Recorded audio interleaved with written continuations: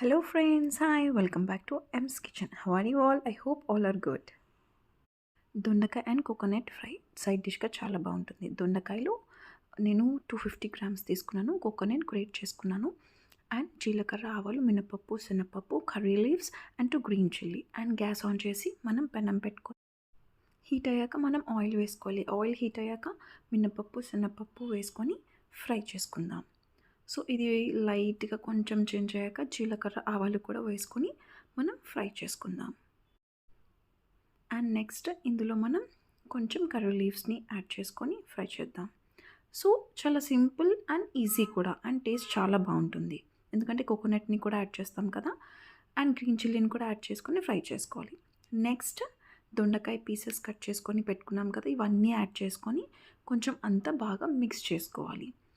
And turmeric add చేసుకొని mix చేసుకొని ఇప్పుడు లిడ్ని క్లోజ్ చేసి 2 మినిట్స్ కుక్ చేసుకుందాం. ఇలాగే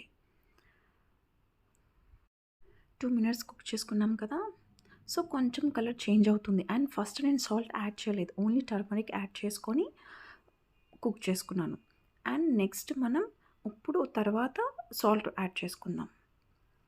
సో మన టేస్ట్ ఎట్లా అయితే అట్లా సాల్ట్ మన తినే దాన్ని బట్టి మనం యాడ్ చేసుకోవచ్చు.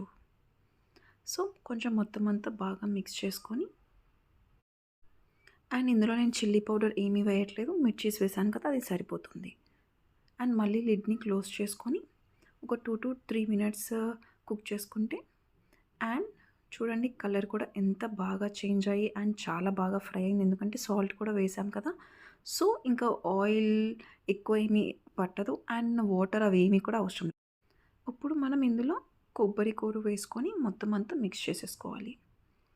సో గ్యాస్ సిమ్లోనే పెట్టుకోవాలి, ఫ్లేమ్ మీడియం కాదు, టోటల్గా సిమ్లో పెట్టుకోండి. ఎందుకంటే కొబ్బరి కూర వేసాం కదా, కొంచెం కలర్ చేంజ్ అయ్యే ఛాన్సెస్ ఉంటాయి.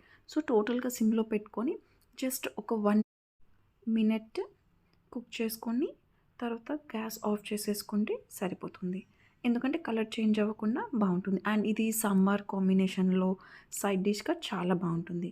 సో ఇది మీరు ట్రై చేయండి, ఓకే. ఎందుకంటే నార్మల్ దొండకాయ ఫ్రై అయితే నార్మల్గా ఉంటుంది, ఎందుకంటే ఇందులో కోకోనట్ది కూడా యాడ్ చేసాం కాబట్టి చాలా బాగుంటుంది. సో నా డిష్ కానీ మీకు నచ్చినట్లయితే please share with your friends and family. Don't forget to subscribe, like and share. Thank you.